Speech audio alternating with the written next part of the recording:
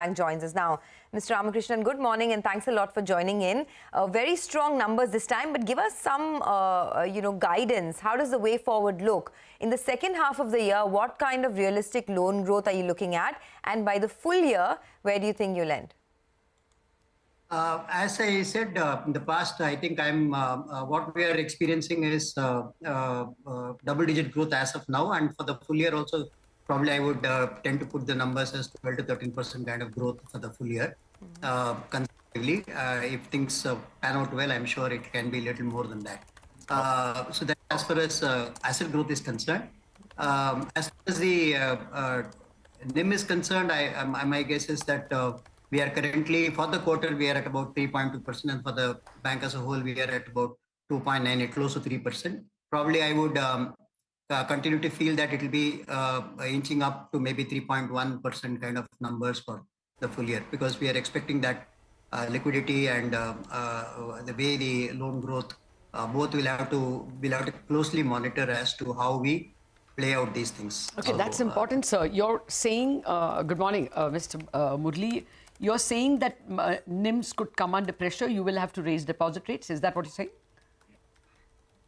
I would say that it's actually NIM has always been under pressure for a bank like ours. If you look at, we are actually competing with the large set of banks and several medium set of banks. So NIM is always something which we are extremely cautious about. So it's clearly we'll have to at the kind of assets which you are onboarding and the kind of liabilities which you are raising, both will have to make a lot of sense. That's the reason why, if you look at our liability growth, I've been continuously saying that we've been consciously growing our CASA, which has grown to almost 34.5% now as of Q2, and which used to be, if you recall, a few quarters back, it used to be below 30% level. And if you look at deposits also, in term deposits, bulk deposit is something which we have been degrowing because it was high cost deposit for us. And that, I think almost the work is done now. Now from now on, probably we'll be looking at very closely in what bucket do we need to raise deposits and how we deploy it. I was going to ask you that. Actually, the the 1 or 2 points of worry in your results, an otherwise very good set of results, is that deposit growth is only less than 2% year on year and only 0.3% quarter on quarter. Is the degrowth of bulk deposits over now? Can we expect better numbers? Yeah, it's almost over. Still, we have about a couple of thousands of crores of bulk deposits. We will continue, but given the fact that now the inflation is high and the deposit rates are on the higher side, probably it might make sense not to play it down too much. Probably we'll continue to keep them, and we'll continue to see how we can overall bring down our cost of deposits. Okay. That's All right. Hi, Mr. Ramakrishnan. The street is clearly enthused. The stock price has moved big time, so we'd like to know further details. I believe your corporate loan book as well. From March itself, it's shown some traction. I believe it's up more than 20%, and you're lending to better rated companies as well, is what I gather. So putting that into perspective, if you could give us a couple of numbers on the credit cost, annualized credit cost, what is it likely to be for this year? And also on the slippage ratio, what is the rough range you're working with? Slippage, we're expecting continue to be around, let's say, 2% kind of levels. And credit cost, probably I would put it at about 1.25 to 1.3%, which is a far lower from what we used to experience in the last 7 years. So, Murali, another outstanding number besides the rise in margins related number is the cost to income. I mean, 56.6 is high perhaps by other bank standards, but you were at 82. That's coming down to 56 is excellent. Is there more room to bring it down? Any number you're working with? Because those are at least costs you can control. Yeah, of course, the target for cost income, as I've been saying, is for the best banks, it's at about, let's say, 45% kind of level. For a bank like ours, the first benchmark probably would be 50%. We need to bring it down below 50%. But the best part of it is, the cost income, as it's very obvious that the more your income keeps going up, your ratios start playing out.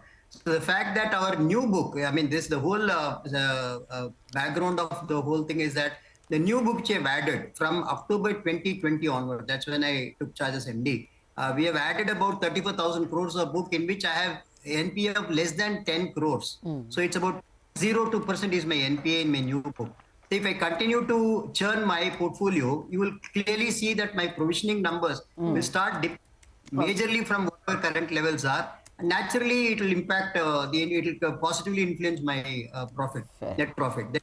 I am fairly confident that with the way now the behavior changes happened in the team and the way we are now sourcing and underwriting, I am fairly confident that the 50 is clearly the first benchmark, and I'm sure try to move towards the way the best banks are run today at 40%. Okay. Just coming back to loan growth, right? You did mention that 12 to 13% is your target for the full year. We were just speaking to SBI, who told us that there's a big comeback in corporate capex now. So for you, between retail, a large chunk, of course, for you comes from retail, from gold loans, etc. But between retail and corporate, where are you seeing maximum traction? And are you also seeing a return of corporate capex?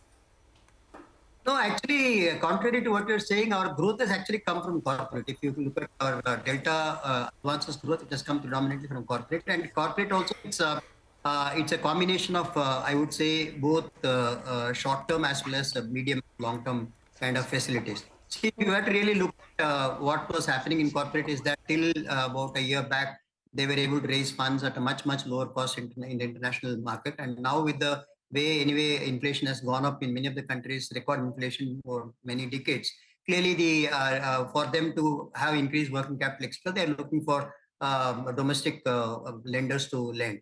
And that's where we are also seeing good traction happening.